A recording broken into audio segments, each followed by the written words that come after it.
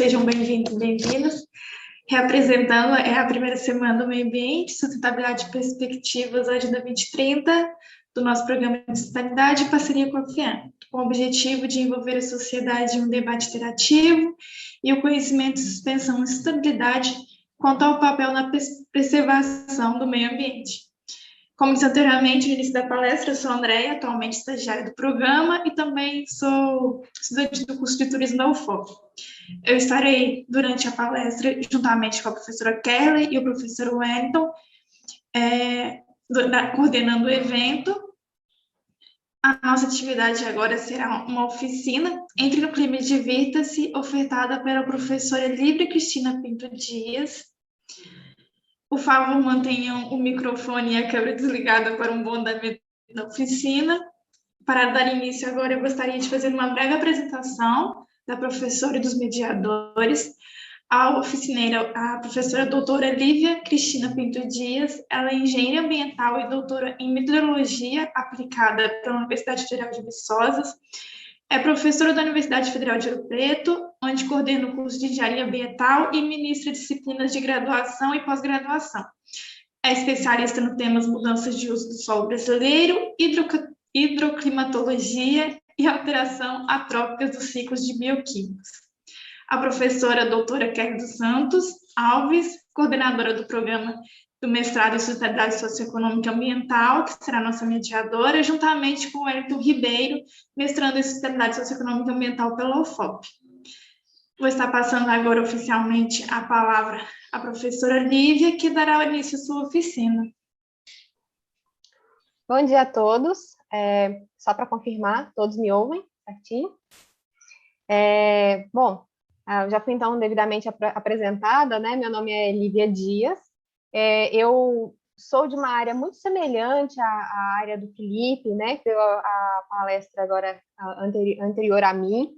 Então, alguns temas, algumas coisas que vocês viram na palestra dele, vai voltar agora na minha palestra também, porque quando a gente fala sobre clima, e a gente vai falar do Brasil, não tem como a gente desvincular da parte de uso do solo, realmente.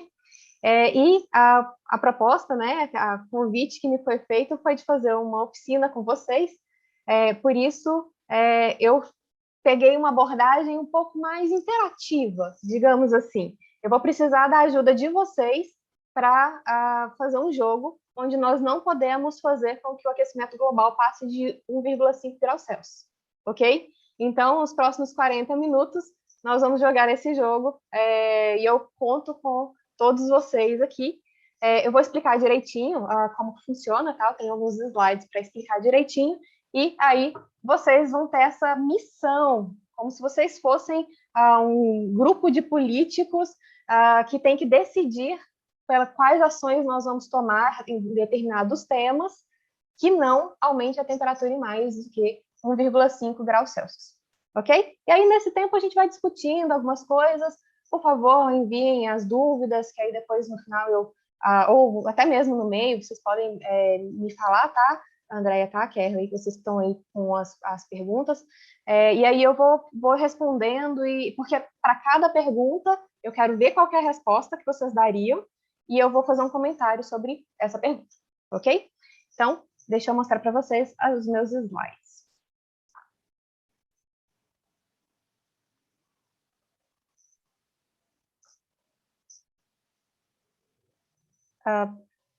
Andréia, por favor, vocês conseguem ver a minha tela? Sim? Ok, muito obrigada. Ok, então, eu escolhi esse título divertido porque realmente vai ser um jogo, vai ser interativo. Eu quero a opinião de vocês, ok? Para cada um dos assuntos que nós vamos falar aqui. Só que antes de falar sobre os assuntos de mudanças climáticas, eu queria primeiro dar as boas-vindas a todos vocês ao nosso jogo da manhã. E antes de falar sobre mudanças climáticas, vamos conceituar algumas coisas que são muito importantes. Acredito que vocês já devem ter entendido um pouco sobre isso na palestra anterior, mas eu acho que não custa nada eu falar novamente, tá? Que é a diferença, quando a gente fala sobre conceitos básicos, entre tempo e clima. Existe uma diferença muito grande entre essas duas palavras, tá? Quando a gente fala de tempo, a gente fala sobre a atmosfera, o padrão da atmosfera, durante um período mais curto. Então, por exemplo, o que a gente vê lá no jornal, né, que anuncia se amanhã vai chover, se hoje o dia vai ser um dia bonito, ou se a umidade do ar está ficando menor, então a gente tem que cuidar da nossa hidratação. Isso a gente está falando de tempo. Quando a gente fala de clima, nós falamos sobre os padrões atmosféricos de uma escala um pouco maior. Tipicamente, nós não analisamos menos de 30 anos. Então, quando nós pegamos aí a média de, no mínimo, 30 anos e analisamos, nós estamos falando sobre clima. Então, quando a gente fala que no Sudeste brasileiro, tipicamente, os verões são chuvosos, é um padrão de clima. Significa que todos os dias do verão chove? Não, ainda bem, né, gente? Que aí dá para ir para a praia nos dias que não está chovendo. Mas, em geral, a maior parte dos dias, ou vários dias, a gente vai ter assim, eventos de precipitação durante o verão. Então, isso é um padrão de clima. E a outra coisa que é importante a gente falar é sobre a diferença entre variabilidade climática e mudanças climáticas. É normal que um ano não tenha um clima igual ao outro. A gente vai ter anos mais chuvosos, anos mais secos, anos mais quentes, anos mais frios. É normal. E isso é causado por uma variabilidade normal que a gente tem dentro do planeta. Nós temos alguns módulos de variabilidade que acontecem, como, por exemplo, um que é muito conhecido nosso aqui no Brasil é o El Niño, Laninha, né? O El Niño Oscilação Sul, mas existem outros que atingem outras partes do planeta. A gente tem oscilações do Atlântico, a gente tem oscilações no Pacífico, e é normal. Essa variabilidade, ela é normal. Só que quando a gente faz uma média, por exemplo, uma média de 30 anos, a gente pega, por exemplo, 100 anos, faz a média dos primeiros 50 anos e a média dos segundos 50 anos, costuma esses valores serem mais ou menos constantes. O problema é quando a gente começa a pegar séries e fazer essas médias e elas mudam com o tempo. Aí nós estamos falando em mudanças climáticas. E aí, essas mudanças climáticas é que nos preocupam e que é o tema, né, que nós temos falado aí ao longo dessas nossas palestras de hoje. Bom, e aí o que está causando essas mudanças climáticas? Bom, se a gente for estudar paleoclima, né, que são os climas passados, a gente vai observar que o nosso clima devia estar esfriando. Isso porque o nosso planeta ele passa por ciclos de resfriamento e aquecimento, e a última era do gelo, só vocês lembrarem lá do desenhozinho da era do gelo também, que a gente lembra que já teve uma era do gelo, né? A última era do gelo terminou aproximadamente há 12 mil anos atrás, 12 mil anos atrás, e nós entramos numa interglacial. Só que toda interglacial, ela caminha para outra glaciação. Então, era para o nosso clima, para o nosso planeta, estar diminuindo de temperatura. E a gente estava mesmo, até mais ou menos chegar em 1850, quando a gente começou a observar que os dados começaram a subir de temperatura. E, bom, nós demoramos uns 3 mil anos, aliás, uns 12 mil anos para diminuir 1 grau Celsius de temperatura, e, de repente, nós esquentamos 1 grau Celsius em 100 anos. Nossa, é muita coisa. E 100 anos não deu tempo de mudar os parâmetros orbitais da Terra, a gente não teve mudanças significativas no Sol. Então, o que explica essas mudanças climáticas? Aí eu vou aproveitar uma fala que o Felipe acabou de fazer agora no final, falando sobre modelagem e quando a gente coloca as variáveis antrópicas ou não, e, por coincidência, eu coloquei essa figura do IPCC na minha apresentação, que é exatamente essa aqui, que é uma figura do primeiro grupo de trabalho do IPCC, do AR5, onde a gente consegue ver quando os modelos usam apenas as forças naturais, a gente consegue ver a trajetória aqui em azul, nos 3 gráficos, qual que seria, então, o aumento de temperatura, e quando usa, além das forçantes naturais, também as forçantes antropogênicas, que inclui aí mudança de uso do solo, as mudanças de composição da atmosférica. Então, a gente vai ter essa trajetória que está em rosa. E em preto, no meio aqui das nossas observações, são as observações que nós fazemos mesmo, as observações que a gente tem do nosso planeta. Então, vocês podem perceber aí que a gente só consegue responder o que nós estamos observando quando a gente coloca modelos, quando nós colocamos as variáveis antropogênicas como forçante para essa mudança do clima. Lembrando que esses modelos, eles não simulam só os tempos mais recentes, tá? É necessário que esses modelos eles são rigorosamente testados e eles têm que também serem capazes de fazer essa modelagem de climas passados. Então, mesmo quando a gente inclui só os climas passados, essa modelagem de grande quantidade de tempo, quando chega a partir aí mais ou menos da Revolução Industrial, a gente só vai conseguir fazer com que os dados observados, os dados simulados, eles casem, né, eles funcionem, quando a gente inclui as variáveis antropogênicas. Muito bem.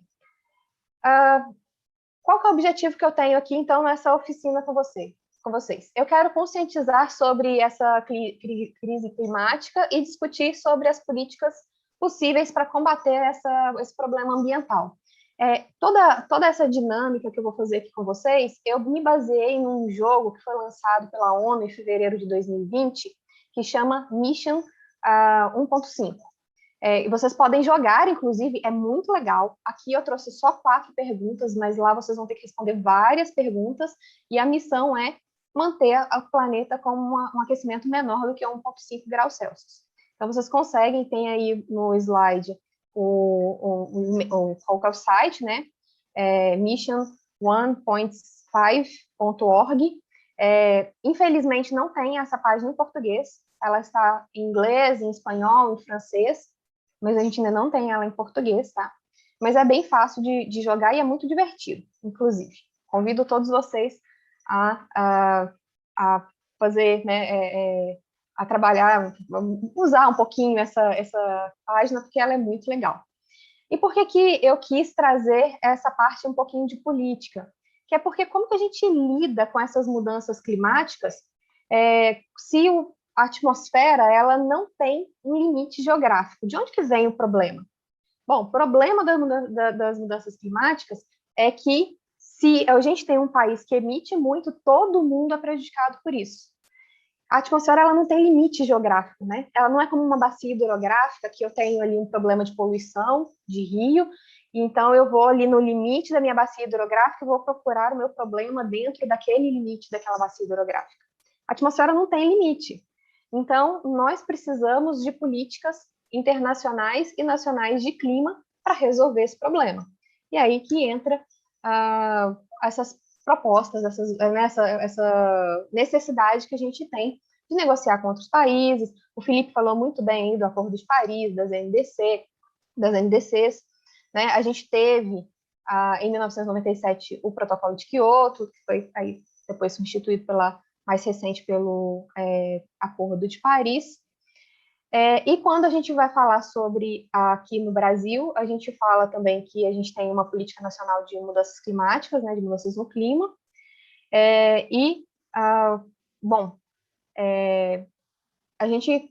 Eu quero falar um pouquinho com vocês sobre essa parte de um pouco das decisões que a gente tem que tomar, tá? Que é uma coisa bem legal. Então, preparados? Vou explicar a dinâmica. Imagine que você está na pele de um político que deve decidir quais medidas adotar para manter o aquecimento global abaixo de 1,5 graus Celsius. São 4 perguntas, cada uma de um tema. Uma pergunta sobre agricultura, uma pergunta sobre energia, uma pergunta sobre economia verde e uma pergunta sobre adaptação. Bom, Como que vai funcionar isso? Para cada pergunta, existe uma resposta, são três opções. Existe uma resposta que não tem relação com a redução de emissões e duas respostas que elas são coerentes. Só que uma delas é mais eficiente na hora de reduzir as emissões do que a outra. Então, tentem imaginar qual que é a opção mais eficiente em reduzir as emissões do que a outra, tá? E eu vou contabilizar da seguinte forma: eu vou pegar qual que foi a resposta de vocês, que mais pessoas marcaram, e com base nessa resposta, né? Se a resposta que mais teve adesão foi a resposta sem relação com a redução de emissões, eu vou somar mais 0,5 graus Celsius. Vocês tomem cuidado, ó, pode ser que a gente passe aí muito da nossa meta de emissão. Se for a resposta menos eficiente, eu vou somar mais 0,3 graus Celsius. E se for a resposta mais eficiente, eu vou somar mais 0,1 graus Celsius. Então, são 4 perguntas. Se vocês sempre mirarem aí na resposta mais eficiente, o máximo que nós vamos aumentar vai ser 0,4 graus Celsius até o final do nosso jogo. Lembrando, a missão de vocês aqui como equipe, de todo mundo que está aqui nesse Zoom, aqui nessa reunião virtual nesse momento, é fazer a melhor combinação de respostas possível para que mantenha o aquecimento global menor do que 1,5 graus Celsius. Muito bem. Explicando como que vocês vão entrar. Vocês vão entrar no site, que é o www.mente.com, e utilizar um código que eu vou dar para vocês, ou usar um QR Code que vai aparecer na tela. Então, se vocês estiverem assistindo no computador e quiserem mirar o QR Code do celular na tela, também funciona. Vai direto para a pergunta. Ou, se não, a outra é entrar no site www.mente.com e utilizar o código também que eu vou passar para vocês. Aí vocês vão ler a questão, você vai responder conforme você acredita que é a mais correta, e aí eu vou discutir com vocês um pouco sobre as opções que eu coloquei entre as questões. Vamos lá? Podemos ir? Então, bom da primeira pergunta é que a primeira pergunta é para vocês também aprenderem a usar o site, né? Então, qualquer dúvida, por favor, entre aí em contato no chat que eu passo novamente como que vocês fazem isso. Bom, vamos lá. Vocês vão entrar ali, ó, www.mente.com e vão usar aquele código que está ali na tela, 6074 6211. Ou vocês vão mirar o QR Code que está aqui na tela para entrar na questão. É uma questão sobre agricultura.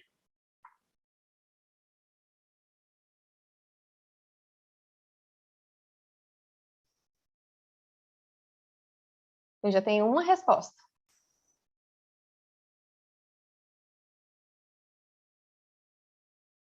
Duas, quatro. Opa, lá vamos. Deixa eu apresentar maior aqui. 7.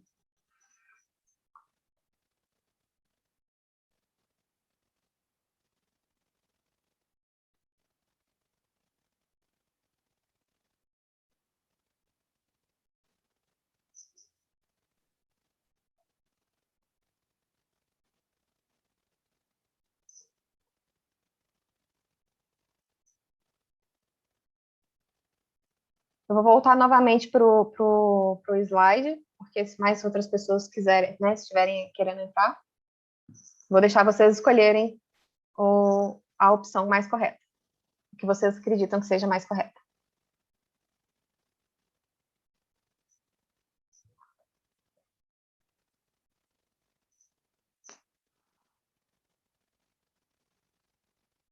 Estou só vendo os números aumentando aqui, tá, gente? Estou esperando vocês entrarem.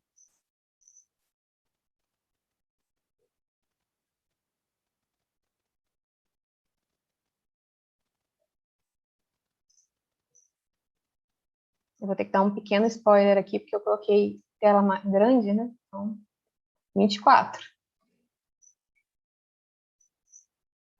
eu tirar aqui para deixar só a resposta depois para vocês. Deixar vocês curiosos para saber como que vocês vão articular aí entre vocês. Lembrando, hein? Cada um de vocês é como se fosse um país decidindo sobre...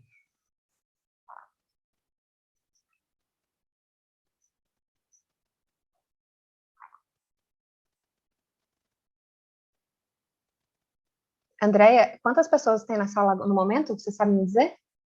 66. Ah, ótimo. Beleza, gente, chegamos em 50%.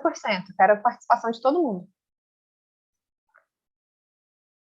Na hora que a gente chegar aí num número que fique estável por alguns minutos, eu dou a resposta correta para vocês.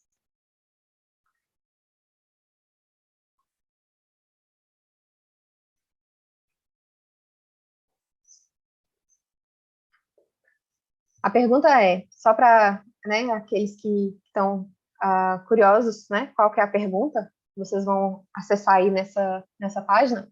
O setor de alimentos é responsável por 22% das emissões globais de gases de efeito estufa. Como que a gente pode tornar esse setor mais verde?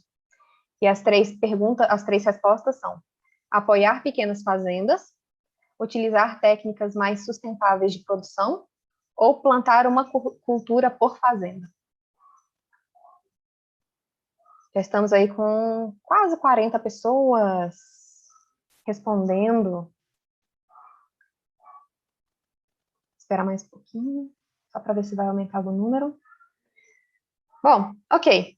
Vou mostrar para vocês, porque o número está estável. Então, eu acho que chegamos no número de participantes que quiseram responder aqui a nossa enquete. Está aumentando o número, gente. Foi só falar que eu ia mostrar, resolveu aumentar o número. Mas tem uma resposta que está disparada na frente da outra, que é utilizar técnicas mais sustentáveis de produção. E, assim, essa resposta é a resposta que aumenta apenas 0,1 graus Celsius da nossa temperatura. Então, parabéns para vocês aí como grupo, né, de políticos que estão negociando aí políticas nacionais ou internacionais de clima e tomaram essa decisão. Bom, a agricultura ela é um tema central quando a gente fala de política de clima, especialmente aqui no Brasil, né? Porque historicamente o desmatamento para a implantação de agricultura é a maior fonte de emissão do nosso país. E a gente pode observar, quando a gente olha os gráficos de emissões de gases de efeito estufa, que segue uma curvinha muito semelhante à curva de desmatamento na Amazônia. Mas isso não significa... Deixa eu mostrar para vocês a curva aqui de desmatamento da Amazônia. Então, essa aqui era a nossa pergunta, ok? O setor de alimentos é responsável por 22% das emissões, como podemos torná-lo mais verde? Essa aqui é a nossa curva de emissões de gases de efeito estufa no Brasil. Eu obtive essa informação no site do CEEG, que é uma estimativa que a gente tem, feita pelo Observatório do Clima, sobre as emissões de gases de efeito estufa aqui no Brasil. E vocês podem ver que, em verde, essa parte de baixo aqui, são as emissões por mudança de uso do solo e florestas. E essa curva ela é muito semelhante à curva de desmatamento na Amazônia. Mas não é só o desmatamento da Amazônia que preocupa a gente. Atualmente, o Matopiba, que é uma região que compreende os estados do Maranhão, Tocantins, Piauí e Bahia, ela está à frente, é uma frente de desmatamento muito importante e ela fica no Cerrado. Basicamente, a dinâmica de desmatamento da Amazônia e do Cerrado ela é diferente, né? Enquanto que na Amazônia a gente observa que tem a retirada da madeira, depois faz a limpeza dessa área, geralmente usando queimada, para estabelecimento de pastagem, e depois é que vem a agricultura. No Matopiba, a dinâmica que a gente observa é uma retirada da vegetação já para a implementação da agricultura. As pessoas, os agricultores, eles já estão chegando mais capitalizados nessa região do Matopiba do que na Amazônia. Na Amazônia, eles estabelecem pastagem, se capitalizam e aí sim colocam agricultura. A dinâmica é um pouco diferente entre os biomas. e o desmatamento nesses outros biomas, como o Cerrado, como a Caatinga, hoje são, a gente sabe, né, o quanto elas também são preocupantes, além do desmatamento da Amazônia. O que eu penso sobre o assunto?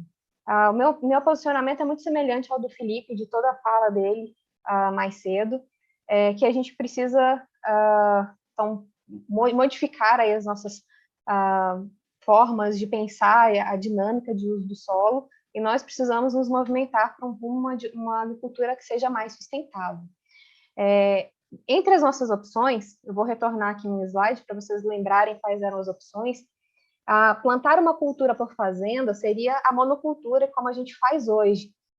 E o que a gente sabe é das vantagens da integração lavoura-pecuária-floresta, não só economicamente, como também para fazer estoque de carbono, chegando, alguns pesquisadores falam, até a inverter o sinal do carbono na agricultura brasileira. Inclusive, isso está no Plano ABC, que é o Plano de Agricultura de Baixo Carbono, esse aumento da integração lavoura-pecuária-floresta, que é na mesma área, você ter mais de uma atividade econômica. Então, ao invés de você ter só agricultura, você ter também ali linhas que sejam de algum tipo de árvore, né? Algum tipo por isso que tem essa parte da floresta, ou você fazer pastagem em agricultura próximos, e tem vantagens enormes para o solo, para a conservação do solo, para nutrientes. Então, é uma das políticas que a gente tem dentro do nosso país, né? Esse plano ABC é uma busca por tornar essa agricultura mais sustentável. Apoiar o pequeno agricultor é excelente, é muito bom. Por isso que está entre as respostas que são coerentes, só que ela não é, no caso aqui, digamos assim, a mais eficaz, porque quando a gente pega só as pequenas fazendas, a gente meio que exclui as grandes também, né? Quando eu falo utilizar técnicas mais sustentáveis de produção, eu incluo todo mundo. Então, apoiar pequenas fazendas, agricultores, é extremamente importante, principalmente aqueles que estão mais próximos das nossas casas. Além dos benefícios que a gente tem ambientais, né, sociais, a gente elimina uma parte da cadeia de venda e de transporte que também causam prejuízos, inclusive a gente consegue diminuir aí a nossa pegada de carbono, né? A gente consegue diminuir a quantidade de carbono que a gente emite. E como eu falei com vocês, utilizar práticas técnicas mais sustentáveis de produção abrange todo mundo, pequenos e grandes. Quando eu comecei a fazer meu doutorado nessa área de agricultura sustentável, a agricultura sustentável em larga escala era uma coisa que ninguém nunca tinha parado para pensar. Todo mundo simplesmente olhava para a agricultura, né, monocultura de soja ou de cana e falava, nossa lá, ó, tá vendo? Monocultura, tudo ruim. Só que ninguém parava para tentar ajudar a ser mais sustentável. Então, eu peguei essa onda de, ok, ao invés de apontar os problemas, que a gente sabe que tem um monte de problema, será que a gente consegue arrumar solução? Será que a gente consegue ter agricultura em larga escala, mas que seja sustentável? Assim como a gente já consegue fazer com os menores? Eu gosto muito de um artigo que saiu na Nature, em 2010, que se chama Solutions for Cultivated Planet, que os autores desse artigo, eles falam que para a gente ter um planeta que tem agricultura sustentável, a gente precisa de 4 coisas importantes. Primeiro é parar o desmatamento, que sempre foi parte da minha fala e de outras pessoas, né, que trabalham comigo. Segundo é aumentar a produtividade. A gente precisa, para as mesmas áreas que hoje são produtivas, a gente aumentar a produtividade. E 2 outros pontos que eu não quero deixar de falar com vocês quando a gente fala de agricultura, porque às vezes a gente fica falando só de uso do solo, mas que também são importantes, é diminuir o desperdício, não só dentro das nossas casas, mas de toda a cadeia produtiva. A gente tem muito desperdício no transporte. Pensa aí quando a gente tem estradas ruins, quando a gente tem algum tipo de transporte que é lento, a gente perde parte dessa carga agrícola. que muitas vezes ela é perecível. Então, a gente precisa diminuir os desperdícios ao longo de toda a cadeia. E a última coisa que eles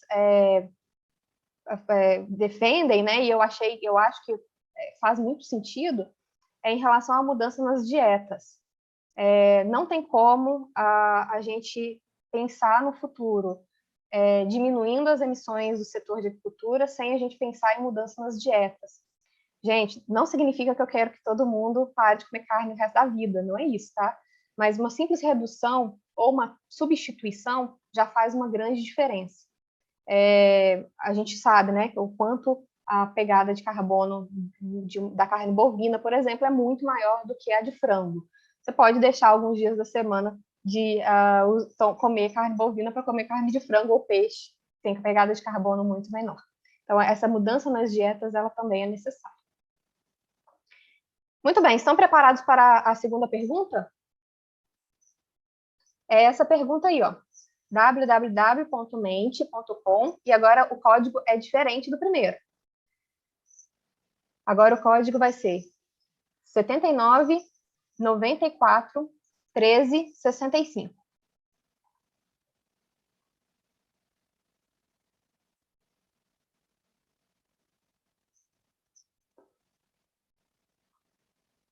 Vamos lá, quero ver os números aqui do nosso chat, da nossa questão aumentando.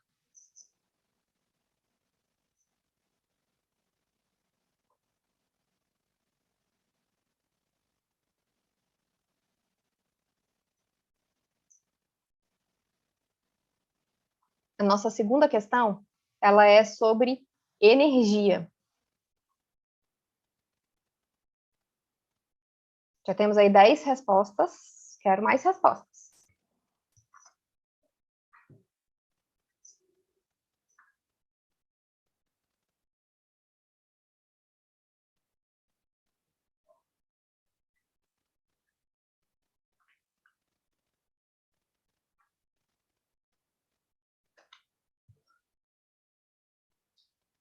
Rapidamente eu vou mostrar aqui a pergunta, só para todos verem, tá? Depois eu retorno para vocês verem de novo o QR Code e o código. Mas a nossa questão de energia é: como as fábricas e indústrias podem ser mais eficientes em termos de energia?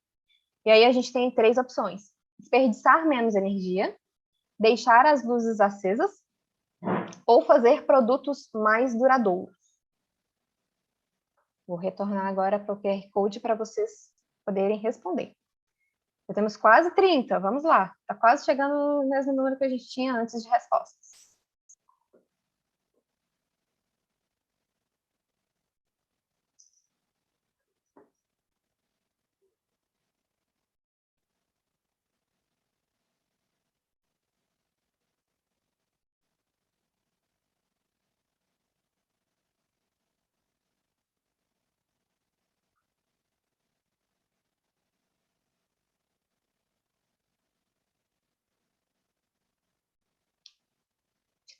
Estamos aumentando. Continuem respondendo aí. Como que as fábricas e indústrias podem ser mais eficientes em termos de energia? Essa está ficando bem meio a meio, hein? Vamos ver aqui quem vai ganhar, quem que vai ficar como resposta mais...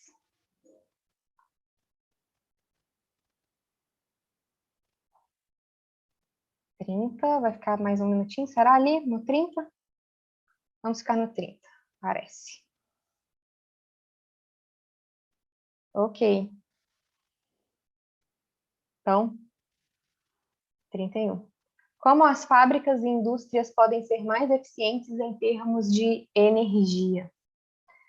Bom, tem uma resposta aqui que ela obviamente, a que não está correta, né, que é deixar as luzes acesas, é o contrário, né, nós precisamos aí reduzir esse hábito, muitas vezes que a gente tem de deixar as luzes acesas, e no caso a indústria também. Deixa eu mostrar para vocês aqui como foi a resposta de vocês. Nós temos aí 31 respostas, sendo que 13 respostas foram sobre desperdiçar menos energia e 18 respostas sobre fazer produtos mais duradouros. Bom, o Brasil ele é conhecido, né, como uma das matrizes energéticas mais limpas do mundo.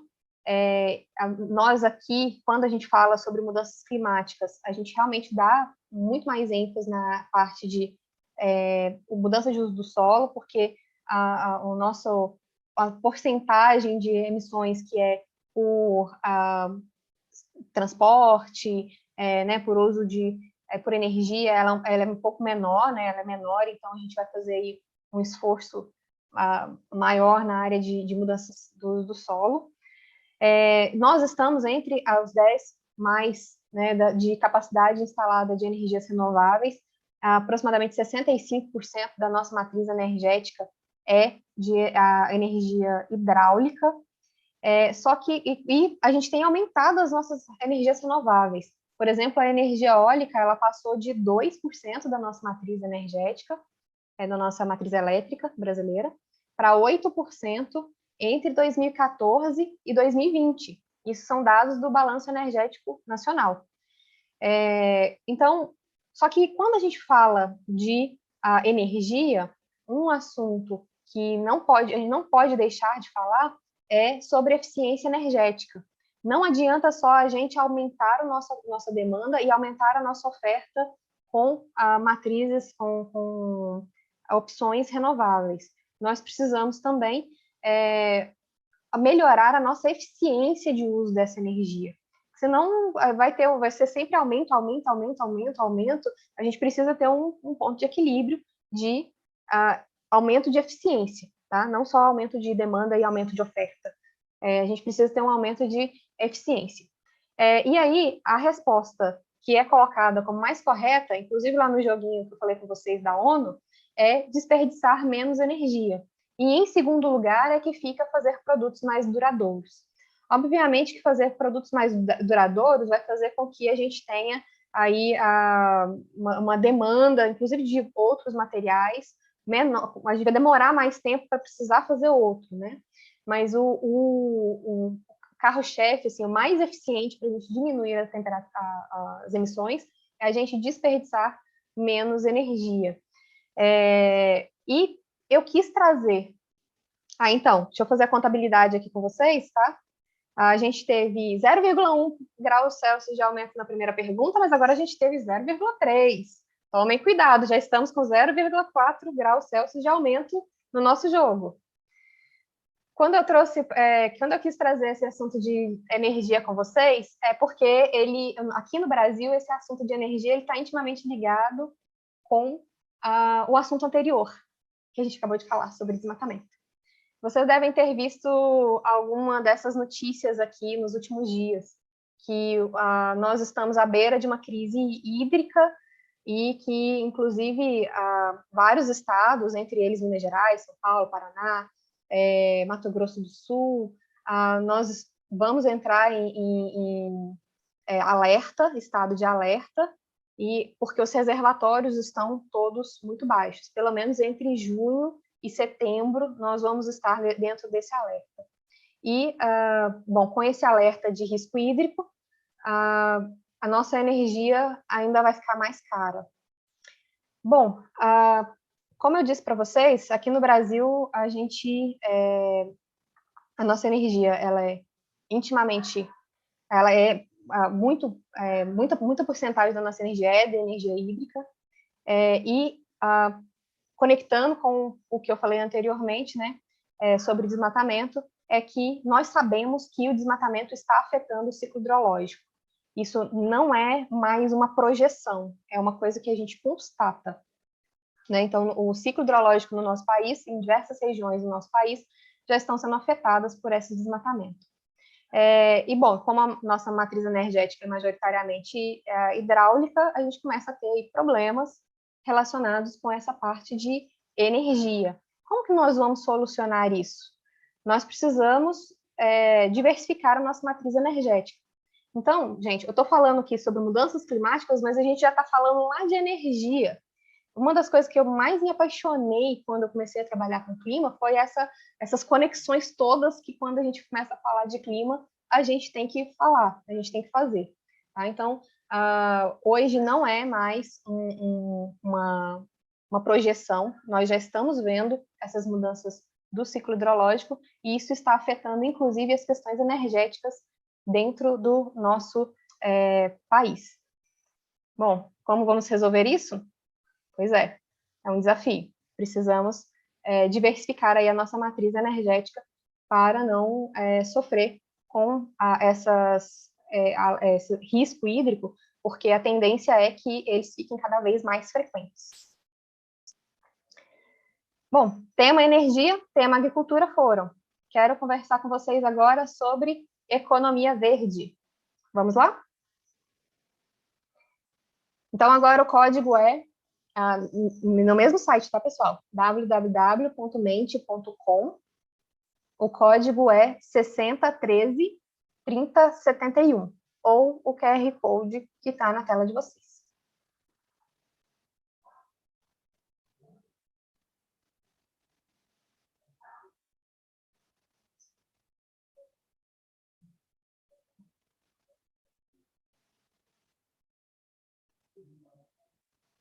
Vamos ver aqui quantas pessoas já responderam. Pessoal, estou muito feliz com a interação de vocês, hein? Nós estamos tendo aí muitas pessoas participando da brincadeira. Já estamos com um número grande aqui já, hein? Estou esperando vocês lá. Quando eu falo sobre economia verde, a pergunta é: como podemos garantir que as empresas se tornem verdes? A gente tem três respostas possíveis. Deixar as empresas poluírem, fazer as empresas pagarem por sua poluição e, em terceiro lugar, premiar as indústrias mais sustentáveis. Lembra que vocês têm que manter aí a nossa temperatura menos do que 1,5 graus Celsius de aumento, hein? Não se esqueçam disso.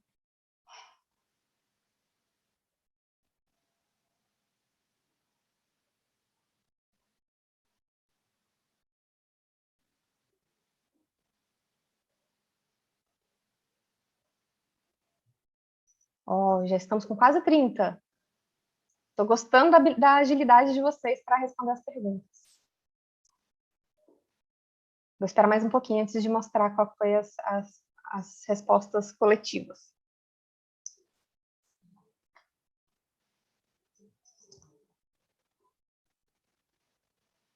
Vou mostrar aqui a pergunta para vocês, aqui no slide. Então, como podemos garantir que as empresas se tornem mais verdes, né? Se tornem verdes? Deixar que elas poluam, fazer as empresas pagarem por sua poluição ou premiar indústrias que são mais sustentáveis. Nós estamos estáveis aqui há um minuto, mais ou menos, em um número. Então, eu já vou mostrar para vocês. Ficou também bem dividido entre as duas respostas que são mais coerentes. Óbvio que tem uma que não é coerente, né, que é deixar as empresas poluírem. Isso é o que a gente não deve fazer. E aí a gente vai conversar agora sobre as duas outras opções, tá? Premiar as indústrias mais sustentáveis ou fazer as empresas pagarem por sua poluição. Vamos lá, deixa eu mostrar para vocês aqui as respostas de vocês. Ficamos assim. 16-15, gente, ficou quase 50% a 50%, hein? Quase. E qual das duas que tá certa? Bom, essa resposta que eu vou dar para vocês também é a resposta que é dada, né? E a explicação que é dada no jogo, tá, da ONU. De acordo com alguns especialistas, fazer as empresas pagarem por sua poluição é uma forma muito eficiente de fazerem elas ficarem mais verdes. E isso vai de encontro também ao que o Felipe falou para vocês na palestra anterior, de que quando tem pressão social, quando tem pressão da sociedade sobre a política, e então tem implementação de políticas que forçam determinadas mudanças, a gente consegue fazer grandes mudanças, tá? Premiar indústrias mais sustentáveis é uma opção coerente, mas ela é um pouco menos eficiente do que fazer as empresas pagarem por sua poluição. Bom, nós precisamos investir mais nessas agriculturas que são mais sustentáveis. A gente precisa também, dentro desse assunto de economia verde, solicitar mais informações sobre como os produtos são feitos, né? Seja nas embalagens, seja facilitando com que a gente consiga essas informações, às vezes, no site do produto. E aqui eu tenho um exemplo que tem a ver com a agricultura. Eu não sei se vocês já escutaram falar sobre a moratória da soja, a moratória da carne. Eu não me lembro de ter escutado o Felipe falar sobre isso, mas a moratória da soja e a moratória da carne aqui no Brasil, elas começaram por uma pressão de consumidores. Basicamente, uma ONG entrava dentro de empresas de fast food na Europa e distribuíam um cartãozinho falando: você sabe que esse hambúrguer que você está comendo veio de desmatamento da Amazônia? E as pessoas começaram a cobrar as empresas. Essas empresas começaram a cobrar a cadeia dela, né, de carne, até que os próprios produtores rurais aqui no Brasil decidiram por fazer um acordo que a gente chama de moratória da soja, no caso da soja, e moratória da carne, no caso da carne. Que o termo era o seguinte: teria problemas, né, teria dificuldades de exportação aqueles que produzissem em áreas desmatadas depois de 2008. Então, a gente teve aí uma grande redução de desmatamento por uma pressão que foi de consumidores. E a gente precisa garantir que as empresas, né, poluidoras, elas compensem, né, essa poluição ou paguem pela poluição causada, né, que é um pensamento que vem da economia ambiental, que acredita, que é uma vertente da economia, que acredita que o meio ambiente pode se beneficiar aí de algumas cobranças. Então, é uma forma da gente fazer isso. Muito bem. Vamos para a última questão? Estou chegando ao final aqui do meu tempo. E aí eu queria passar para a última questão, que ela é extremamente importante. Talvez ela seja a mais importante de todas as 4 questões. Por quê? Até agora eu falei em diminuir as emissões. Só que o problema é o seguinte: mesmo se a gente parar as nossas emissões hoje, o planeta já não vai ser mais o mesmo. O cenário aqui em azul, na parte de baixo do meu gráfico, ele é por caso de nós pararmos as emissões até o ano de 2021, que é esse ano. E no caso, o alaranjado é para se a gente não parar as nossas emissões e como que ficaria a temperatura do planeta. Vocês podem ver que a temperatura do planeta, mesmo se a gente parar as emissões hoje, ela já tem um aumento aí em média de 1 grau Celsius até 2100. Então, o nosso planeta ele já não vai ser mais o mesmo, a gente já não vai mais viver no mesmo envelope climático que a gente criou toda a nossa sociedade. E nós criamos a nossa energia, nossa agricultura, as nossas zonas costeiras, a gente criou tudo num clima que já não é o mesmo. Então, é muito importante que a gente fale de adaptação. Mostrando para vocês também uma outra figura que é do IPCC, essa aqui mostra que, no caso desses os dois primeiros mais à esquerda, são 2 mapas de temperatura e precipitação. Se a gente parar hoje a emissão de gases de efeito estufa, vocês podem ver que vai ter aumento da temperatura e em várias regiões aqui no Brasil vai ter diminuição da precipitação, ou se a gente não parar, que é o mais à direita, até 2100, que a gente vai ter um aumento absurdo de temperatura no nosso planeta. E também aqui no Brasil, se vocês observarem, o Brasil está indo na faixa amarela, a gente tem diminuição de precipitação em muitos locais no nosso país. Então, como a gente já sabe que vai ter modificações, a gente precisa falar de adaptação. E aí a gente vai para a nossa última pergunta. De novo, vamos lá para o Mente, www.mente.com. E agora, nessa última pergunta, o código vai ser 1457-5946. Ou usar o QR Code que vocês estão vendo aí na tela.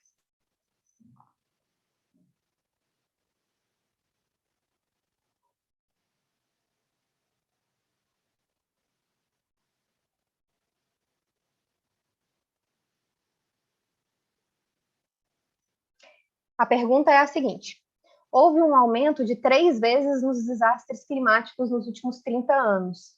Como podemos ajudar as pessoas a se prepararem melhor? E a gente tem 3 respostas. A primeira é desenvolver planos para quando os desastres ocorrerem. A segunda é restringir a informação. E a terceira é instalar mais sistemas de alerta precoce.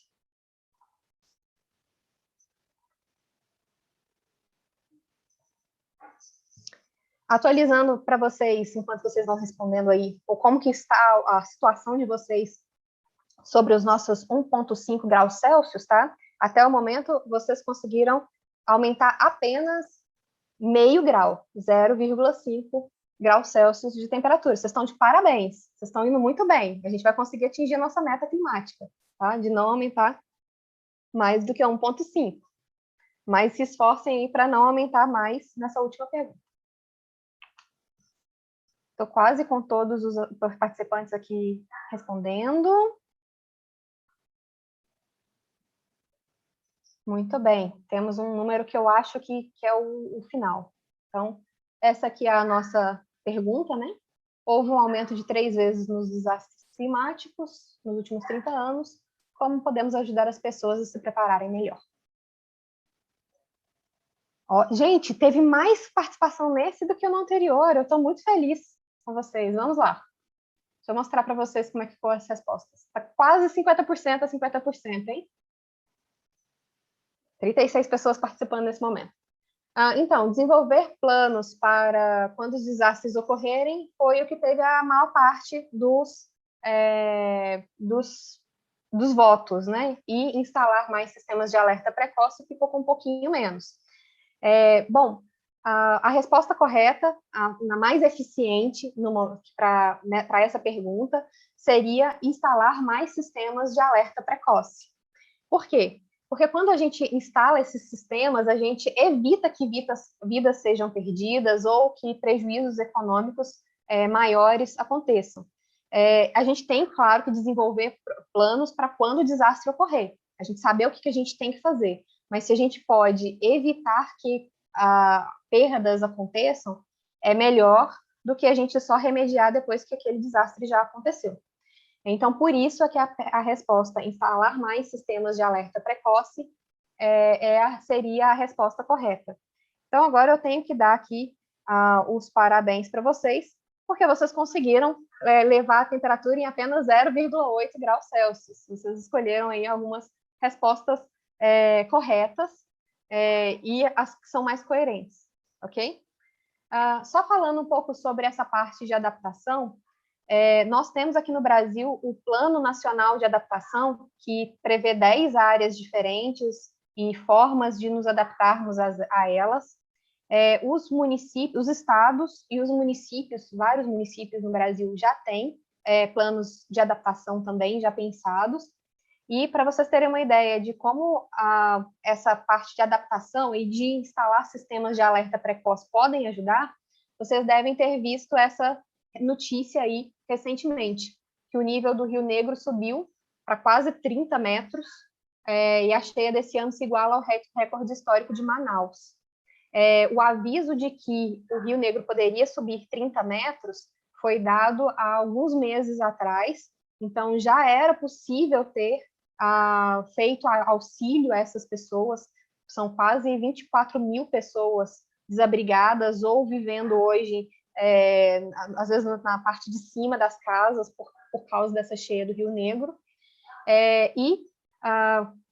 Existia um consenso de que poderia ter uma cheia a cada 50 anos, só que essa cheia que se previa que ia ser uma vez a cada 50 anos, ela já foi esperada em 2009, depois em 2012 e agora em 2021. Então, como eu disse para vocês, esses eventos meteorológicos extremos, eles estão aumentando de frequência, e a gente ter formas de avisar as pessoas é muito importante. Muito bem, agora, essa aqui era a minha última pergunta para vocês. Dou os parabéns para vocês terem mantido o nosso planeta em níveis seguros de temperatura.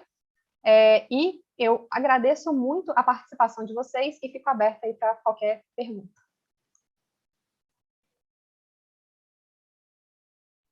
Muito bem. professora Lívia. Ó, que manhã de aprendizado, viu? Gostei muito desse método de educação ambiental,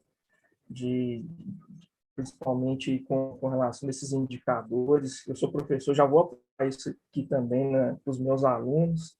Assim, aprendi demais, fui anotando aqui. Por mim, eu ficaria aqui o dia todo conversando, discutindo, mas infelizmente o nosso tempo é muito curto. Mas eu selecionei aqui algumas perguntas dos nossos espectadores aí. Então vamos lá. O Gessé disse assim: quando o homem deixa de produzir para consumir, considerando a revolução industrial e automação como alto grau de consumo de energia fóssil, como podemos equalizar as questões do tipo economia, ecologia e política? Essa é a primeira pergunta. Existe uma vertente da economia que se chama... Tem duas vertentes, na verdade, né? Que é a economia ambiental e a economia ecológica. A economia ambiental ela é uma adaptação da economia clássica para incluir os recursos naturais. Mas quando a gente fala de mudanças no clima, eu gosto muito de falar da economia ecológica, porque na verdade, ela é contrária à economia clássica, porque ela fala que a gente tem que respeitar os limites, que existe um limite a partir do qual o desenvolvimento econômico ele passa a ser um desenvolvimento deseconômico. E aí, se a gente adota uma postura, uma visão mais da economia ecológica, eu acredito que a gente consegue equilibrar melhor essas três etapas aí que você acabou de me falar. Um exemplo, falando lá da agricultura, por exemplo, se a gente tem um agricultor e ele decide que ele vai desmatar mais porque ele quer aumentar a área agrícola dele, porque ele vai ganhar mais dinheiro com isso.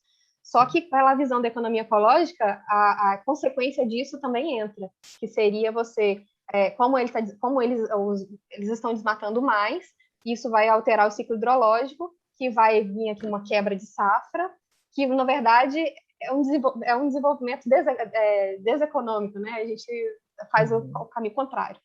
Então, assim, eu acho que a visão da economia ecológica é uma que eu gosto muito, e eu acho que a gente consegue equalizar os três assuntos: economia, meio ambiente e política.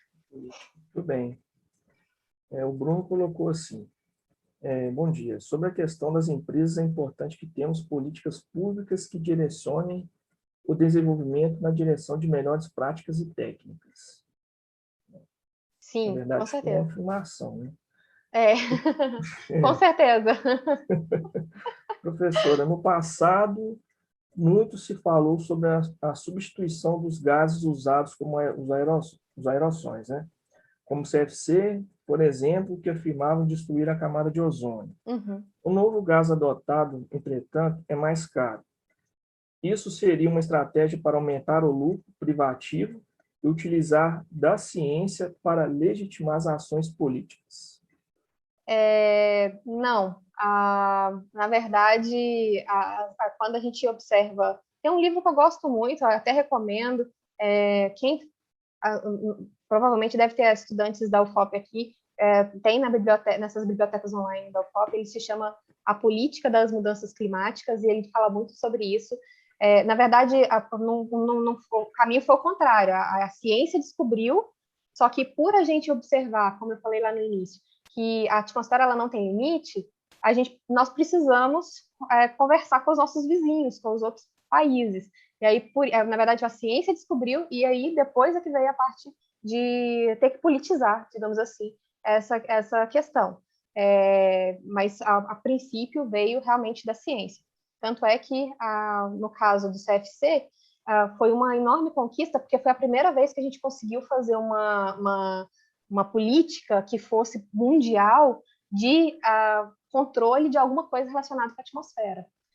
Então, foi baseado nesse sucesso do Protocolo de Montreal, foi que foi criado depois o Protocolo de Quioto. Foi porque a gente falou, olha, lá em 1989 deu certo, a gente conseguiu fazer um monte de país se engajar numa causa. Então, a gente consegue fazer isso de novo.